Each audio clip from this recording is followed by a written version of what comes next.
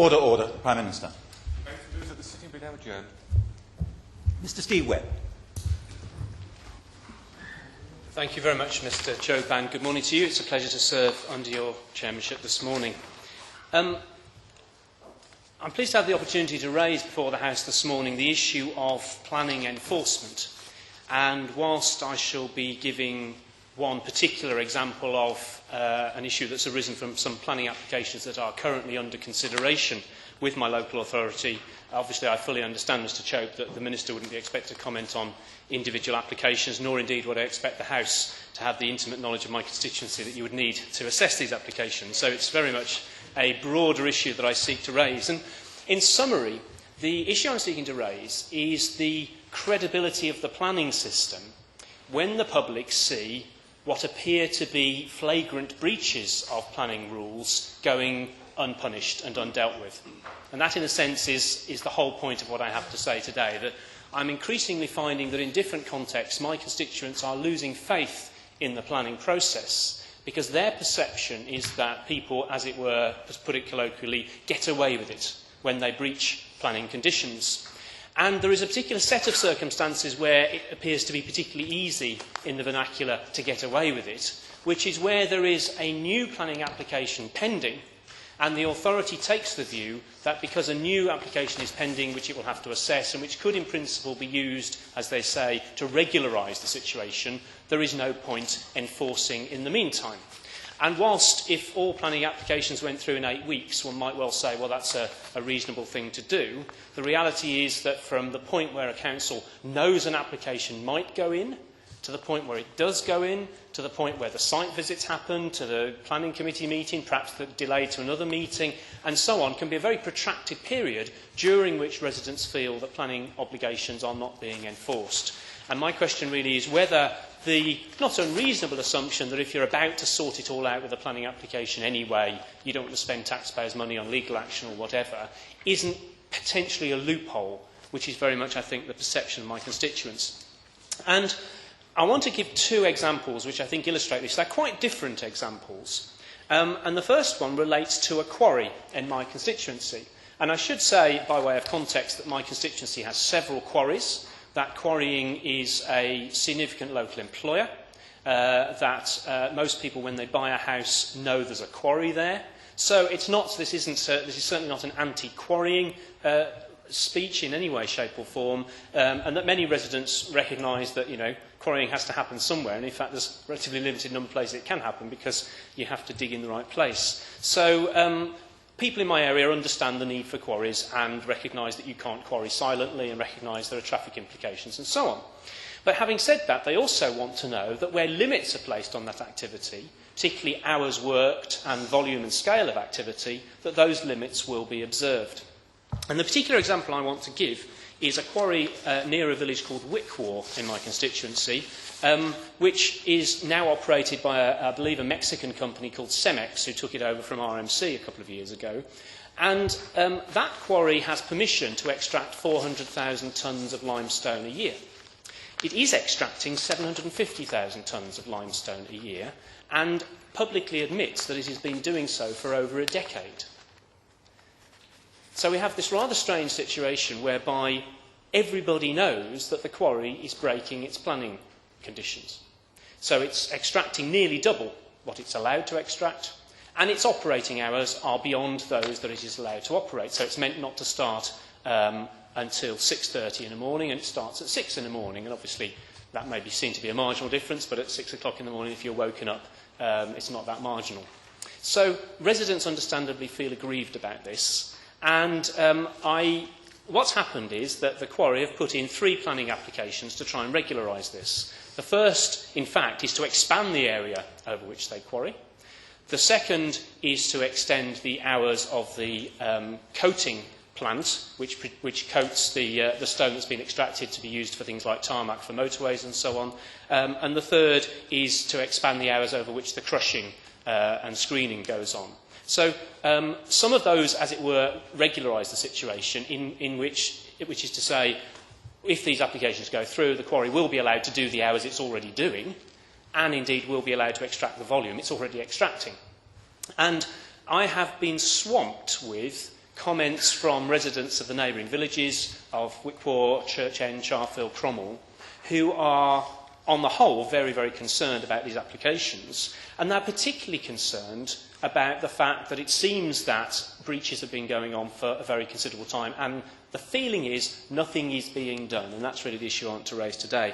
Now, I want to tell this story by giving the perspectives of the three different groups involved, which is the residents, the quarry, who I had a very constructive meeting with yesterday, and the local authority. And each of those parties sees this situation in a different way. And just briefly to give a flavour of the way that it is seen, the residents, as I say, the residents know there's a quarry there, they know it implies traffic and noise, and by and large they recognise and accept that. But what they didn't know was the higher levels of noise and traffic and dust and all the rest of it are the result of a breach of the planning conditions. Now, we had a public meeting. I don't very often chair public meetings on this sort of issue, but there were so many people who were strongly concerned about this. We had a public meeting, and at the meeting, somebody said to the meeting, I won't say who it was, said to the meeting, nobody has complained. And there was nearly a riot, because everybody had complained, but they complained about the noise or the dust or the traffic. They had not complained to the planning enforcement section for a breach of planning conditions. So as far as the planning enforcement people were concerned, nobody had complained. Now that raises issues obviously about the local authority's complaints handling process, and I am raising this with them. But it is interesting because the public doesn't think, in fact the public said to me the very opposite. The public have said to me, we assumed that if there's all these lorries and all this volume, it must be okay, because somebody must be checking that they're obeying the rules. So they don't complain to the planning department saying it's a breach of planning consent, because they assume it wouldn't be, because if it was, it would be something that would be being done about it. And when they've discovered that nothing's been done about it for 10 years, they're understandably aggrieved. And just a couple of excerpts from letters that residents have written. Here's one. If they, the quarry, are prepared to breach the current rules, what is to stop them pushing the boundaries even further than the extended planning applications requested? In other words, what they're saying is, we had this meeting and we were saying, well, all right, they might get the new applications, they might not, but if they do, there'll be conditions attached. And everyone rolls their eyes and says, yeah, they paid so much attention to the last conditions, how can we have any confidence they'll pay any attention to the next lot? So there's sort of rather sceptical about the process. Another one, again from a local resident, different resident, the authority, the local authority, has proved unable or unwilling to enforce the existing parameters, so the public has grounds to feel vulnerable about the future. Again, on the day that the applications are decided, some conditions will be set, but the public doesn't believe they'll be adhered to, and it undermines the credibility of the planning process. And just to give a feel for what we're talking about here, one resident, the noise from the operating machinery and lorries causes disturbance, we do need to sleep, the dust is constantly on windows, the road outside the quarry is breaking up, and so on. And the concluding sentence, which mirrors all of them really, I understand the quarry is already working outside their current permitted planning conditions. Why has this been allowed to happen? How are planning conditions monitored? I could go on, I've got dozens of these, I won't read them all out, but the fourth letter here. Can you please advise me as to what action is to be taken against CEMEX in respect of these breaches, and how their activities are to be monitored in future to ensure compliance with the existing planning constraints? So, yes, by all means. Yeah. I'm very grateful to my honourable friend. He's making an excellent point, but does he not agree with me that the problems which appear to exist with planning enforcement are that planning enforcement departments within district councils appears, to me and certainly within my own constituency where there are three, appear to be reactive. They're not proactive in monitoring compliance, and therefore it requires local people, neighbours, to complain, to be well informed, to double guess how the system works, and to perhaps go beyond what they might normally do to actually investigate the matter themselves. And that requires, it rather puts a lot of pressure on ordinary citizens, something which surely planning departments should be doing themselves. Steve Webb. Well, I'm grateful to my honourable friend. That very point was made by residents at the meeting. They were saying, why is it down to us to complain? And of course, when they have complained, it hasn't been handled in a way that's prompted planning enforcement. And I'll come on to the perspective of the council on this in a moment, because at the moment, as it were, I'm being anti the quarry and anti the council, if you see what I mean. But you'll start to see that the picture is slightly more complicated than that. But that's the way that the residents see it, and there is RAG, the Wickpool Residents Action Group, there are websites, petitions, you can imagine the scene. Not everybody actually wants to stop the expansion altogether, interestingly. The Parish Council, Charfield Parish Council, think a more limited expansion might be appropriate. So it's not a black and white issue, even for those who have concerns about the applications. But the process has raised a lot of concern, and at the public meeting I said I would raise it with ministers, and I've actually written towards the end of last week to ministers. They may not have received the letter yet, I don't know, but I have written to ministers about this issue, and I was fortunate enough to have this opportunity to raise the issue today, Mr. Cho.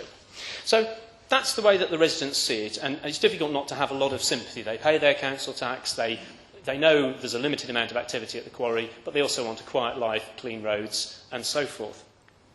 However, the quarry have a different perspective, as you might imagine, and it's quite an interesting one, which I think it's worth putting on the record. I saw the quarry yesterday, and they said, it's true that we've been operating at this scale for a decade or more, but the first thing you have to recognise is that there's a quarry down the road that's shut. And if you add together us and the neighbouring quarry, the volume of activity now is no different to what it was when the two were running together and we were running at a smaller scale. So their argument is that, in fact, the volume of traffic, the volume of dust, the volume of noise is pretty similar, it's just distributed slightly differently. Now, whilst that's probably true on a traffic point of view, I suspect it's a flexible view of planning that says, well, you know, it's kind of the same, even though we've got rules that we're breaking. The broad impact's the same, so we won't worry that we're breaking our planning rules. I think it's a defence, as it were, but I don't think that that would reassure residents. If it can be regularised, which is what's happening now, then that's clearly the right way to do it. But their argument is, you know, first of all, the volume isn't very different to what it was 10 years ago, it's just distributed differently. But the second thing they say is, we are now effectively the good guys. We have now taken over this company. We have observed that we've been operating in breach of planning conditions for 10 years. We're now trying to put it right. We're trying to do the decent thing, put in an application that specifies doing what we are actually doing, and regularise the situation. And in a sense, to attack the present people for putting the application in is a little bit harsh, because they're the ones trying to sort it out. So, in a sense, I'm not in the business of apportioning blame, but they are, at least, to be fair to them, trying to regularise the situation, so that hopefully we can then be in a situation where whatever the planning conditions attached are, they are being observed. And I think everybody would accept that's got to be the destination that we want. They also say, with regard to operating outside the opening hours, well, yes, it's true we start a bit early, but actually we finish earlier than we're allowed to as well. So overall, we're not operating for as many hours as we could. Now, again, it's a creative way of looking at things. My view, again, is that if you have these restrictions, they're there for a reason, they should be observed, and if you want to change your operating practices, you do it formally, rather than just kind of saying, well, we'll decide what's appropriate or not. So again, I don't think that sort of variation can be justified. But the argument, as I say, the principal argument for the quarry, that the quarry make is, we have a minerals plan for the area, all the quarries are part of it, the expansion they want to do is broadly within the preferred area that's been identified, although it goes slightly beyond, and that's a source of considerable contention. But their argument is that if they don't develop where it's been on the, identified on the plan, then the stone will still be needed. So it will just have to be quarried somewhere else. And it's better to do it in places that have been identified in a plan that's been debated and discussed, rather than just say no to any application to extend within a preferred area. So that's the quarry's perspective, and they point out that actually there are some local residents who've signed a different petition in support of the applications, including obviously those who work at the quarry, and it's not simply the case that residents are anti and the quarry are pro. It's again more complex. But what's interesting, I think, is the council's perspective on this.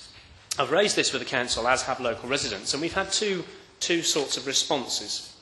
I have a letter dated the 16th of May from the Senior Planning Officer for Minerals and Waste, and in his letter he says this: the issue of existing planning restrictions being ignored and no enforcement action being taken is noted. However, whilst these applications are under consideration, it is not considered expedient, and that's obviously the key word, for the Council to take formal enforcement action against the matters that are the subject of these submissions. And you can imagine that residents are rather thrilled to get a letter saying that the existing planning application restriction is being ignored and no enforcement action being taken is noted. That didn't go down terribly well. But there's a slightly more expanded version of that letter, which is worth just a couple of excerpts, again from the same person. which refers to the government guidance, and obviously that's part of the reason for raising this issue today. Again, the official says that the council has received similar letters raising concern about operations at the quarry taking place outside permitted hours and seeking immediate enforcement action to remedy the breaches before the current application is considered. So that's what people want. There's an application, that's different, let's enforce the existing rules now. And then he says this, and I quote, "Government guidance in PPG 18 advises that where it is possible that planning permission subject to conditions may be granted to regularise the situation, that local planning authorities should request the submission of retrospective planning applications," which is effectively what's happened. So the quarry have been talking to the council, they both accepted that the conditions have been breached, and it has been agreed that effectively a retrospective application go in to deal with the breach. In this instance, says the officer, the council has pursued this approach, is currently dealing with 3 planning applications, and so on. And then he says, whilst these applications are under consideration, it is not considered expedient for the council to take formal enforcement action against the matters that are the subject of these submissions. Now, it doesn't mean that absolutely nothing is done. So environmental health are looking at noise and a few bits and pieces. But the central planning enforcement action is on hold. Now, as I mentioned earlier, one of the problems is it's not just like an 8-week wait. The council has been in discussions for the quarry for, I think, some years, frankly, about regularising the situation. The council has known that these applications were coming in, so no enforcement was taken over the period it knew they were coming. No enforcement has taken place whilst they're under consideration. And until July, when it's considered, and that might end up being deferred, we don't know, no enforcement action is taken. And as I say, you can see the logic that says if it's all going to be sorted out in a few weeks, don't waste time. But if it's gone on for this long, you can see why the residents are frustrated. Now, the council's perspective is, and it comes back to my honourable friend St Ives' comment here, they are a small planning department, relatively, in an extremely rapidly growing unitary authority, with masses of planning applications coming in, a lot of development on the go, and really simply to process what's coming in and to deal reactively with complaints that are made, even that is a challenge, even that is a struggle. So their view, and I have some sympathy with the people who have to do the planning enforcement, is that they simply don't have the resources to be as proactive as I think they would want to be. And clearly that is an issue, whether in a growing authority enough recognition is taken in, for example, the funding formula for local authorities of the growth of an area and the planning implications and the planning burden that that has. Because many of the planning applications, we're not talking patios here. We're talking out-of-town developments, we're talking new towns, we're talking major road network changes. It's a very demanding position that they're in. So I have some sympathy with the council enforcement officers. But the bottom line is the guidance that they are getting is not to enforce while the application is live. So we're in this kind of limbo. So I guess my question really for the Minister when he responds to the debate is he satisfied that PPG 18 is working as it should be in practice? I know there's been a big review of planning, and which reported last November, I think it was, where the conclusion was that broadly the current balance is right. But I still get the impression from my constituents that they don't think the balance is right, and that there should be more incentive, more process for existing conditions to be enforced. And the worry is that this business about putting in applications can be used as a bit of a loophole to allow irregular situations to continue. Yes, of course. I'm grateful to my honourable friend for giving way. I mean, is he aware, and listening to the case he mentions, whilst the council quite understandably is cogitating and debating and negotiating with the quarry, he's no doubt aware that planning enforcement action can only be taken within 10 years of a condition first being breached. And given the fact that he says that the quarry apparently have been in breach for about 10 years, the longer that cogitation and negotiation goes on, then in fact the quarry may find itself able to ignore any potential enforcement action if in fact it goes beyond the 10-year period. Well, I'm grateful to my honourable friend for mentioning that, because he's obviously got very good eyesight and can see over my shoulder. Because the quarry, in writing to me last night, says precisely that. We could have sought immunity due to the length of time the exceedances had been apparent. However, we did not believe this approach would have been in the best interest of the community, the company or the local authority. So in a sense, they are saying, precisely as my old friend says, it's gone on so long that actually they could have just carried on. But to their credit, they've decided to regularise the situation. And the other thing I should just say before moving on is that the quarry have recognised that their liaison with the local community could have been a lot better, and that they are now starting to meet all the residents who are complaining to look at the issues now of noise, of dust, of traffic and so on. So I hope that whatever the outcome of the planning issue, better relations will follow with the quarry and some of these initial concerns will be addressed. Now, Mr Chope, I want to give a second and very different example because it's also a big one in my constituency, and I don't think I was able to forewarn the Minister I was going to raise this one, so I hope he's able to give me some initial reaction. But I think it raises the same sort of issues. My constituency is obviously the most attractive in the country and has a great deal of very attractive green, with the exception of yours, Mr Chope, obviously, has some very attractive green belt, lots of villages, lots of people want to live in the area. And because of where we are at the junction of the M4 and the M5 and good motorway networks for the rest of the country, we're a popular area for travellers. A lot of people want to travel around the country as part of their lifestyle, and I see no reason why they shouldn't be able to do that if that's what they want to do, and we're a good base for doing that. So we're a popular area for travellers, and the council has a couple of official council traveller sites. However, there is a planning issue that's arising now which relates to travellers, and this is obviously a sensitive and controversial area, but I think it's germane, and if I might explain the point, Mr Chope. Normally when one says about travellers and planning, one thinks about someone pitching up on a highway verge and needing to be moved on, or pitching up in a farmer's field and needing to be moved on. That's not what I'm talking about here. The example I'm going to give is where someone who is a traveller actually buys a piece of greenbelt land on the edge of a settlement. And then they move a caravan, a mobile home or two onto the site. Now, that's obviously in breach of planning. So this gets reported to the council. The travellers' unit will go and see the families, find out a bit more about their intentions and so on, find out if there's children on the site and so on. But remember, they own the land. So there's no trespass here, there's no question of evicting people, except that it's in breach of planning. So what happens is someone then objects to the fact that they put the mobile home or the caravan on the site, and an enforcement process begins. At which point a planning application goes in for a house, for a caravan, for a mobile home on the site.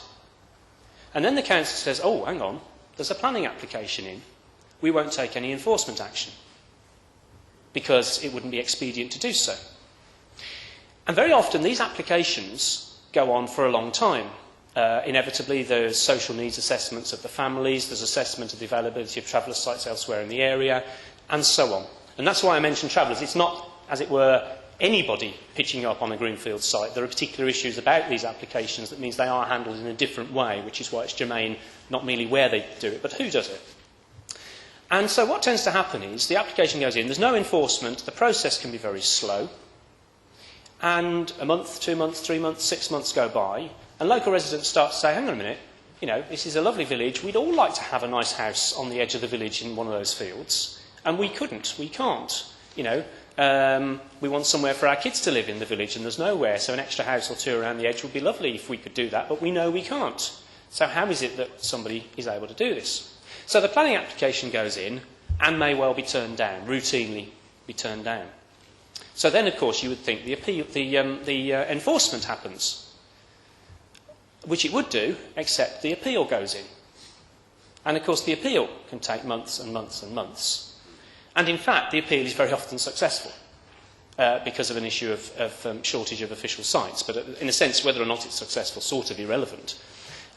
What happens in practice is that breach of planning goes on for months and months, if not years and years, and creates real resentment. No enforcement is effectively done because planning applications are live. And at the end of the entire process, if the application fails, if the appeal fails, 18 months have gone by, what do? You sell that plot of land, you buy the next door plot of land, and you start all over again. And the worry is that the planning system falls into disrepute, because every time Somebody complains to me about a breach of planning on the edge of a village, and I write to the council and say, come on, it's got to be the same rules for everybody. And they write back and say, well, we're not going to take enforcement action because there's a planning application pending, or because there's an appeal pending.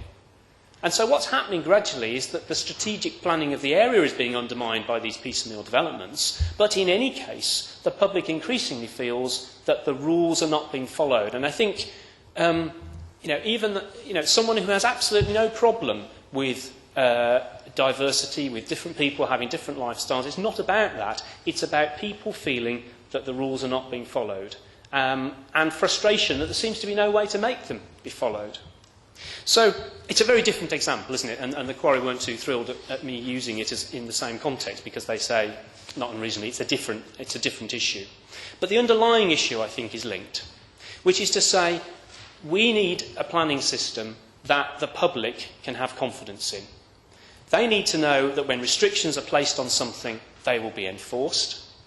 They need to know that just as if they put a house on a green field next to a village, they wouldn't be allowed to do it, that somebody else won't be able to either. And they need to have confidence as taxpayers that their tax paying for planning enforcement is money well spent. They need to know that there's consistency. And the worry, I think, Mr. Chope, and I hope the Minister will really address this, is that because of the way that the rules and the guidelines are being interpreted, councils, and I'm sure it's not just mine, I think we'll hear in the remainder of the debate some other examples, Mr. Chope, councils are taking the guidance, judging it not expedient to enforce, and the public is feeling let down. So, in conclusion, Mr. Chope, my principal point here really, and I'm grateful for the opportunity to raise this, is that all of us want consistency. All of us want, where there are rules, those rules to be followed.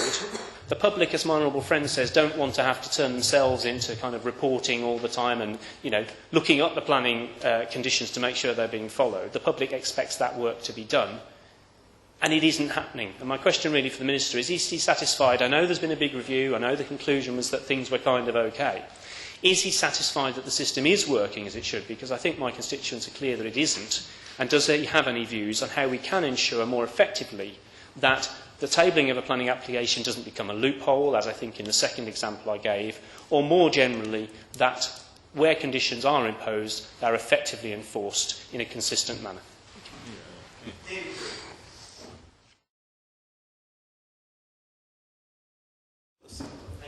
Indeed, Mr. Chope, and it is again a pleasure to serve under you today, and congratulations also are due to the member for North Avon. I thought the way in which he approached the debate by describing the problem from the point of view of the residents, the local authority and the developers was extremely helpful, and congratulate him on that.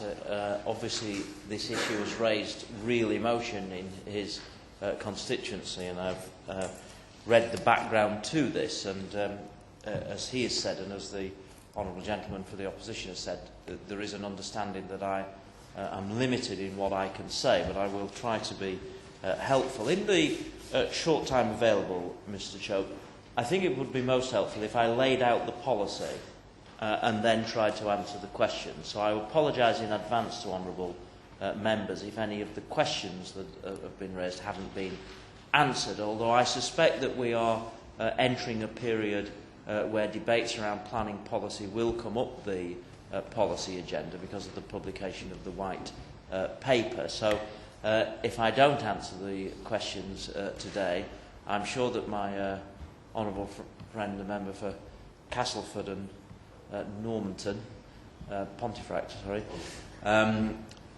easy to confuse,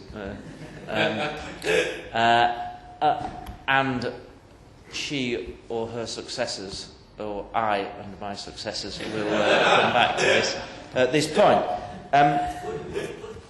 Well, he's eating up time, but I can never resist the honourable gentleman's intervention. Look, while he's talking about perhaps the Honourable Member for Pontefract and Castleford writing to us to answer questions, could he add this to the list, that where a local authority fails to enforce breaches or irregularities, effectively ignoring complaints, what sanctions are available to communities or complainants against that local authority? Well, of course, there are a wide range of powers available, and even more so as a result of the local government bill, if a local authority is deemed not to be doing its job. And of course, I recognise the frustration that residents can have on this point. But let me set out the policy. Under successive governments, Mr. Chope, local authorities have had very wide powers to impose planning conditions. This is because conditions are an important development control instrument. They can be used to overcome a broad range of matters which might otherwise lead to a refusal of planning permission. And more generally, conditions can be used to improve the overall quality of a completed development. And in deciding whether to impose conditions in any particular instance, we expect, and Parliament expects, local planning authorities to follow guidance in the Department of Environment Circular 1195. That's the key guidance document that we all refer to, the use of conditions in planning permissions. This requires the following policy tests to be applied to the use of conditions. They should be necessary, relevant to planning, relevant to the development to be permitted, enforceable, and that's a key criteria, of course, precise, and reasonable in all other respects. A definition I'm especially fond of. Reasonable in all other respects, Mr. Chope, is a good guidance, I think, in any policy area. But the guidance advises that local planning authorities should give careful consideration to the need for a condition before imposing it, and in particular, they should ask themselves whether planning permission would have to be refused if that condition were not to be imposed. If it would not, then the condition needs special and precise justification. Now, if a condition is considered necessary and imposed, but is flouted, authorities can enforce compliance by serving a breach of condition notice. If a valid breach of condition notice is contravened, the resulting offence is open to summary prosecution, and we would not expect authorities to impose conditions if they had no intention of enforcing them if this proved necessary. There is not evidence, in our opinion, of widespread non-compliance with conditions, or that local planning authorities have any particular difficulties in properly using the statutory powers which are available to them. Planning conditions remain in force until they are revoked, amended or discharged, and that is the basic system. There are, of course, however... Of course they give way. I'm very grateful to the Minister for giving way.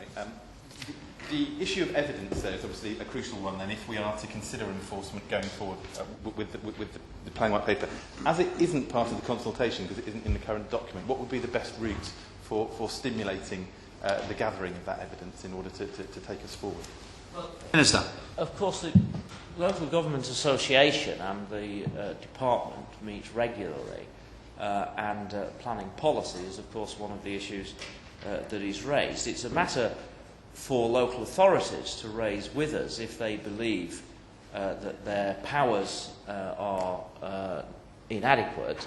And of course it's subject to, obviously open to members of Parliament, and of course the debate today is an important cross-party contribution to the concerns that there are. And we've heard examples ranging from very significant developments such as the quarry through to smaller examples at local and indeed household level. But if I could just finish the policy points, Mr. Chope, it may be helpful. I'm thinking particularly as the debate goes forward as well as in regard to today. There are, of course, some other provisions which can come into play. Section 73 of the Town and Country Planning Act 1990 provides for applications for planning permission to develop land without complying with conditions previously imposed through an earlier planning permission. And this seems to be the position in the case that's been described by the Honourable gentleman. The local planning authority can grant such permission unconditionally or subject to different conditions, or it can refuse the application if it decides that the original condition or condition should continue. The original planning permission will continue to exist and apply until the outcome of the application under Section 73 is decided, at which point it will supersede the original planning permission. Now, in the case of the Wickwar quarry. If I can just comment on that, government guidance does not tell the Council that, because this is not the accusation from the Honourable Gentleman, but it is part of the debate, government guidance does not tell the Council that because there is a pending application that could regularise the situation, they shouldn't take enforcement action. Our advice is that while it is unsatisfactory for anyone to carry out development without first obtaining the required planning permission, an enforcement notice should not normally be issued solely to regularise development which is acceptable on its planning merits, but for which permission has not been sought. Where, however, it is not clear whether development is acceptable, it is open to the local planning authority to take enforcement action. And although enforcement is discretionary, we would certainly expect local planning authorities to take enforcement actions in cases where amenity or the environment was being threatened. Planning conditions remain in force, as I say, until they are revoked, amended or discharged, and the conditions attached to the existing planning permission remain in force until any new planning permission with the same and or different conditions take effect. Local planning authorities, therefore, have a full range of statutory powers available to them, and they have backed up by government guidance on how to ensure that planning conditions are used properly. Where necessary, planning conditions can be enforced, therefore, if there is non-compliance. But if planning conditions are being breached, it is for the local planning authority to decide whether or not to take enforcement action. The Honourable Gentleman asked the general question whether or not PPG 18 is working in practice. And clearly, by publishing a white paper, we feel the time is right to develop policy. But to describe the planning system as dysfunctional, I think is over the top. Indeed, as a proportion of planning applications that, of course, they do work. How can the Minister possibly be a planning system? And as we know, household growth is running at a rate of some 223,000 a year, and yet we're only delivering new housing at the level of about 160,000 a year, and starts in the 3 months to March of this year are down 9% on the last year. That can't be a system that he's either happy with or willing to commend. Minister. Mr. Chope, I won't be tempted down that road because it's outside the remit of the debate, but my contention is that the planning system has been described as dysfunctional, and it is not dysfunctional. There have been a number of suggestions from honourable members as to how we could improve the situation. The role of parishes has been raised by the honourable member for St Ives. Parishes are, of course, statutory consultees. But rather than deregulating the planning system, as the honourable member for Castle Point has accused us of, I would have thought deregulation, incidentally, Mr. Joe, that he would welcome it, but perhaps in a different debate and in a different context. But the question that the White Paper, of course, raises is at what level planning decisions should be taken. And the point that he makes is obviously important in that regard. He had one other suggestion which may raise practical problems. Very briefly, Mr. Chope, the answer to the question from the Honourable Member for Castle Point is that it is 4 years for dwelling houses and 10 years for other changes of use. Mr. Chope, we've had a useful debate. I've tried to answer in the time I have the questions that have been raised, but I look forward to further debates on planning policy, the White Paper, and the important issue of enforcement.